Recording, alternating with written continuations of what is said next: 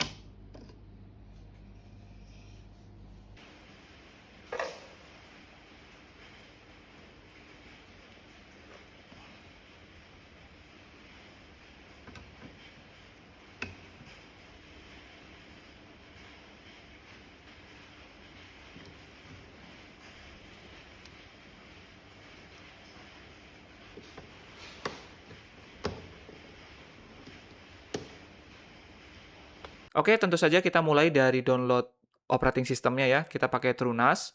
Kemudian di sini kita cari TrueNAS Community Edition. Kemudian ke bawah di sini ada download Community Edition. Terus tinggal masukin ya email atau continue with Google. Oke, selanjutnya kita tinggal masukkan flash disk ya ke dalam komputer. Dan kita akan buat si TrueNAS ini bootable ya, biar kita bisa install di komputer. Oke, bisa pakai Banana Etcher, bisa pakai Power ISO, bisa pakai Rufus ya, bebas. Ini saya udah download, jadi tinggal jalanin aja. Kita flash from file tentu aja, kita pilih TrueNAS, kemudian select target, flash disk-nya. Nggak mesti, ini saya punyanya yang segini ya, bisa 8 GB juga nggak masalah, kebetulan punyanya yang segini. Terus tinggal di flash. Oke, ini udah selesai ya, tinggal dicabut aja flash disk-nya dari komputer, kemudian di close aja ya. Oke, meski berantakan, tapi ini udah dipasang NVMe bekas tutorial kemarin, terus udah dipasang keyboard ya, ini keyboardnya, udah dipasang juga kabel internet ya, terus sama flash disk untuk install TrueNAS-nya. Oke, kita coba, meski berantakan, harap maklum karena memang YouTuber pemula, oke? Oke, seperti biasa kita ke BIOS dulu. Dipencet delete kalau di MSI, bisa disesuaikan untuk merek lain. Yang pertama saya mau ke power management dulu. Ini saya ganti restore after AC power loss ke power on. Jadi intinya kalau listriknya mati terus nyala lagi, dia akan nyala sendiri ya. Jadi nggak perlu turn on manual. Terus boot priority-nya, kalau SSD-nya kosong ya buat bootnya sebenarnya nggak perlu diganti. Tapi karena saya SSD-nya ada isi data dari tutorial sebelumnya, saya ganti ke flash disk ya dan bisa install OS baru. Oke, cuma ada itu ya, boot priority sama power ya. Terus save changes and reboot. Yes. Di sini kita pilih start TrueNAS Scale installation. Kita enter aja.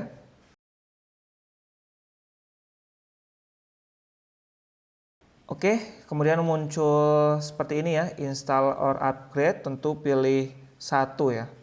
Oke. Nah, di sini install TrueNAS to drive ya. Nah, ini kita pilih NVMe ya, yang di sini. Oh, sorry, pencet spasi ya, pencet spasi. Udah ya, oke.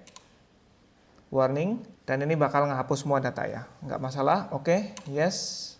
Saya pilih configure using web UI.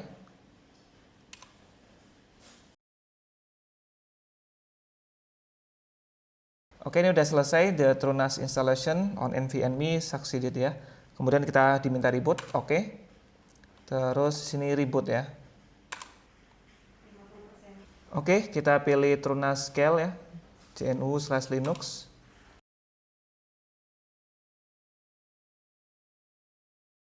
Oke, sudah selesai. Oke, dengan begini langsung dicabut aja ya si flash disknya. Gak usah pakai monitor juga bisa. Kita langsung akses NAS-nya lewat browser ya. Bisa lewat Windows, bisa lewat Mac, dan kawan-kawan.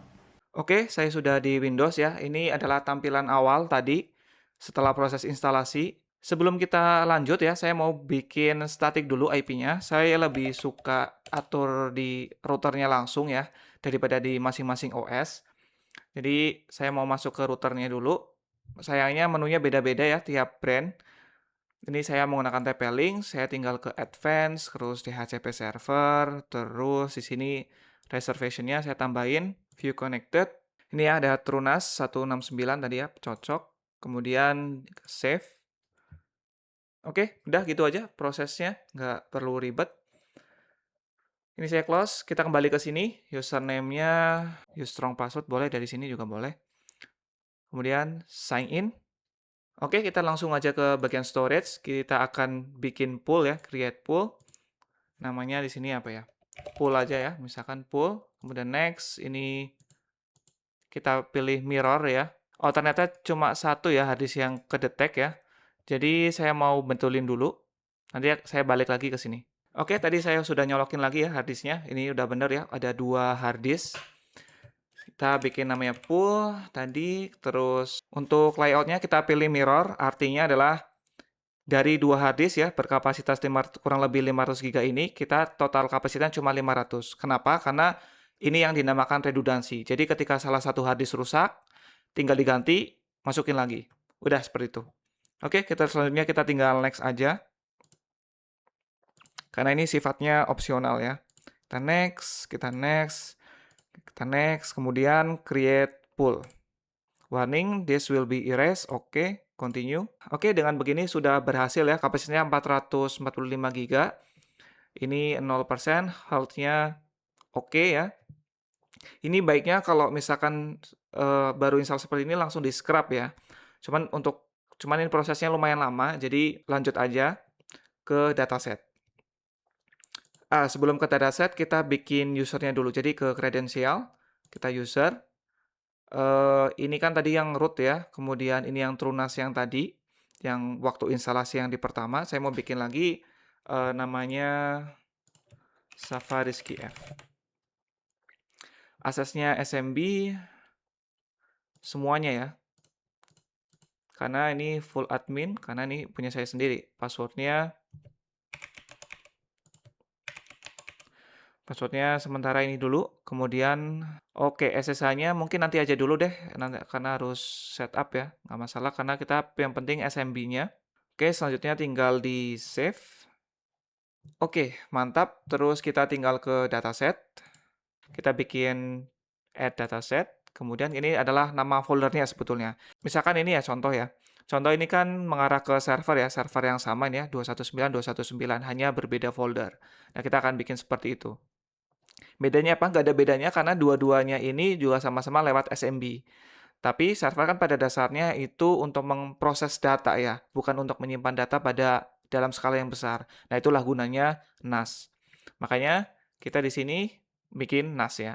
NAS aja deh misalkan ya. Save. Oke, kemudian kita ke share ya. SMB Windows kita tambahin ya. Poolnya kita mau NAS, ini ya NAS. NAS. Pool NAS, namanya NAS, deskripsinya nggak perlu ya, kita save aja langsung. SMB service not running, iya tentu aja karena itu memang fungsinya NAS ya. Oke, kemudian kita edit ya, edit share ACL. Nah ini kan defaultnya everyone ya. Saya mau usernya aja ke diri saya sendiri ya, ke user. Ini preferensi ya lagi ya. Full, allowed, oke, kemudian save. Langsung kita coba aja ya ke run ya, Windows R, kemudian backslash 2 kali 192, terus ini 169 NAS ya. Oke. Nah, ini langsung connect ya, tapi empty ya. Ya memang kosong ya, kan baru kita buat. Oke. Terus kita klik yang di sini aja, kita bisa klik kanan di sini, kemudian map network drive. Ini saya pilih katakanlah N lah ya, drive N untuk NAS, finish, dan ini langsung muncul ya di sini NAS. Jadi itulah intinya bahwasanya storage ya yang ada di NAS, TrueNAS bisa diakses oleh berbagai macam device. Tapi untuk sekarang storage-nya cuma bisa diakses secara lokal ya. Jadi cuma bisa di dalam satu lingkungan ya. Dalam konteks ini berarti satu rumah yang terhubung di router yang sama. Kita akan lanjut biar bisa diakses ya di antar galaksi selama ada internet kita bisa. Oke. Oke, selanjutnya kita akan akses TrueNAS ya. Dari mana aja, kita akan menggunakan Tailscale sebagaimana saya biasa lakukan ya. Karena saya sangat ngefans sekali dengan Tailscale, nggak di-endorse karena memang saya pakai dari awal ya. Oke, pertama requirement, punya satu TrueNAS scale ya dengan administrative access tentu aja karena kita yang install ya. Existing Tailnet with admin access. Nah, jadi kebetulan saya udah punya Tailscale, bagi yang belum silahkan ya daftar gratis. Kemudian you must be owner tentu aja ya, karena kalau misalnya kemungkinan besar teman-teman daftar sendiri, install sendiri, teman-teman adalah owner, admin, atau IT adminnya ya. Oke, jadi kita langsung ke generate out key-nya. Kembali terus disuruh untuk ke key, ini di kanan, open aja. Kemudian select generate out key. Di sini katakanlah TrueNAS ya. Generate. Saya copy. Oke, kemudian buka TrueNAS Scale dan select apps ya, terus app di sini ya. Oke. Kemudian cek available apps, find and install Tailscale. Oke. Ini.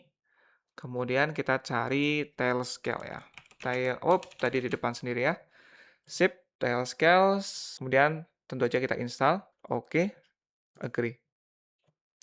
Pool ini ya, yang tadi ya, kita bikin poolnya, choose, kemudian tunggu aja. Oke, sudah berhasil. Yang saya mau ubah langsung ini adalah time zone-nya. Saya ganti Jakarta ya. Oh, nggak bisa. Ini Jakarta. Karena saya WIB ya. Bisa disesuaikan dengan teman-teman. Kemudian di sini hotkey-nya kemungkinan kita paste di sini ya. Oke, kemudian edit. Kita tadi udah masukin hotkey, hostname-nya udah. Cek user space box, kemudian save. Ini ya, user space. Oke. Ada lagi. Hotkey, hostname, user space, kemudian save ya. Gimana save-nya? Oke, sudah selesai ya. Tadi prosesnya untuk saya lumayan lama. Tapi ini sudah berhasil. Kita coba lihat di ini ya. Kita coba ke Tailscale dashboard-nya. Nah, ini ya Tailscale-nya sudah connected ya. Di sini TrueNAS dan sini IP-nya. Jadi kalau lagi di luar rumah, di luar planet mungkin ya, tetap bisa selama ada internet. Silahkan connect ke IP ini atau domain yang ada di sini ya. Semuanya bisa. Oke, kita kembali ke TrueNAS. Sekarang kita mau cek speed lokalnya seperti apa ya. Jadi kita ke app dulu, kita download yang namanya Open Speed Test ya. Speed ya, kita coba cari speed. Oke, yang ini ya. Open Speed Test, kemudian kita install, confirm, agree. Terus saya ganti time zone-nya Jakarta ya, karena saya WIB juga. Terus portnya segini, nggak masalah juga. Oke, terus install. Oke, sudah selesai. Ini running di port berapa ini ya? Di port 30116 ya. Kita coba 192. Oke, kemudian kita start ya. Harusnya 1 Gbps ya. Karena memang limitasi dari motherboardnya memang 1 GB per second. Bagi teman-teman yang mau upgrade speednya, bukan upgrade, tinggal upgrade network card-nya ya.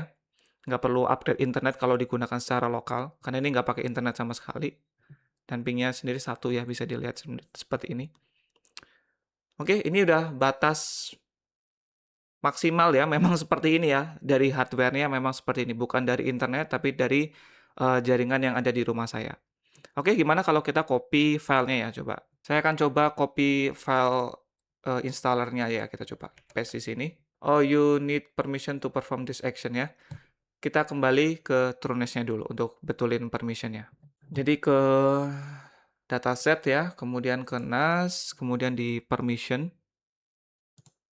Oke, saya coba ke usernya Safariski, grupnya root karena memang punya saya sendiri ya. Ini saya boleh ngakses apa aja dah. Oke, save. Kemudian kita coba lagi ya, try again. Ya, oke sudah bisa 113 MB per second ya. Ya ini udah pol ya, udah pol karena network card-nya 1 GB per second. Oke, selanjutnya kita akan coba ya untuk di MacBook ya, karena di Windows kan kita sudah berhasil SMB di sini. Kita coba untuk di macOS sama nanti di perangkat-perangkat yang lain. Jadi kita kembali ke share. Di sini kan kita baru Windows SMB ya. Kita ke Unix dulu, tentu saja kita add ya. Kemudian mounting, yang ini ya, yang NAS. Udah ya, tinggal di save aja. Tentu aja. Oke, sip. Kita lompat ke macOS. Oke, kalau untuk di Mac kita bisa ke Finder dulu, kemudian di sini nanti akan muncul opsi Go ya, terus connect ke server. Nah, di sini tinggal masukin SMB // IP address-nya. Kalau lagi di luar jaringan, bisa dimasukin IP address dari Tilescale. Ini karena saya di lokal ya, di lokal aja ya. Terus connect.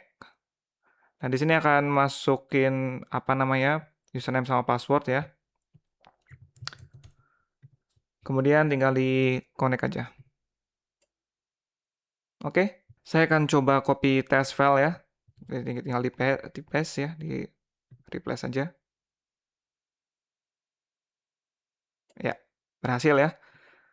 Oke, dan seperti itu untuk Mac OS. Oke, selanjutnya saya akan tes di iOS ya, di iPhone. Ini bisa dilihat ya, saya nggak pakai WiFi, pakai seluler ya. Pertama kita ke Telescale dulu, terus kita copy ya si IP dari TrueNAS-nya yang ada di Telescale. Kemudian kita ke file, ini ya ke file. Terus pencet ini ya, 3 titik di sini. Kemudian connect to server. Terus SMB titik 2 / paste connect, kemudian username sama passwordnya ya. Next.